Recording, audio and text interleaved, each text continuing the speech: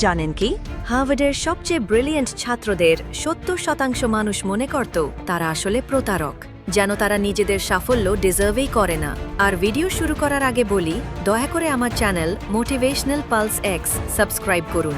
এটা আপনাদের 1 সেকেন্ড লাগবে, কিন্তু আমাকে আরও মোটিভেশনাল কন্টেন্ট বানানোর শক্তি দেয়। ৭৭ সালে 2 মনোবিজ্ঞানী এক চমকে দেওয়া গবেষণা করেন।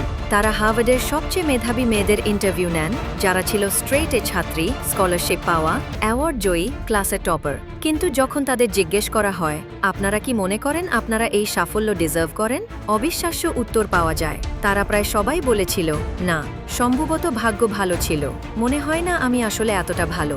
এটাই হচ্ছে ইম্পোস্টার সিনড্রোম, যেখানে আমরা নিজেদের ভেতরের ভয়, সন্দেহ, দুর্বলতা তুলনা করি অন্যদের বাহিরের সাফল্য, আত্মবিশ্বাস আর অর্জনের সঙ্গে।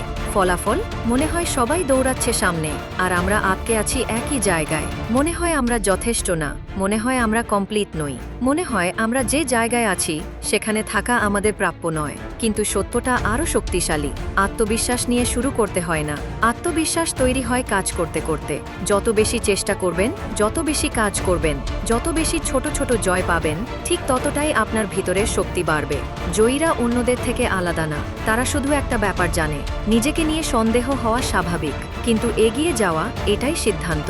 নিজেকে নিয়ে যত সন্দেহই হোক, আপনি থামবেন না। আপনার প্রতিটা প্রচেষ্টা আপনাকে শক্তিশালী করে। আর যদি ভিডিওর এই অংশ পর্যন্ত এসে থাকেন, দয়া করে লাইক, কমেন্ট, শেয়ার করুন এবং মোটিভেশনাল পালস এক্স চ্যানেলটি সাবস্ক্রাইব করুন। এটা সত্যিই আমাকে অনেক অনুপ্রাণিত করে।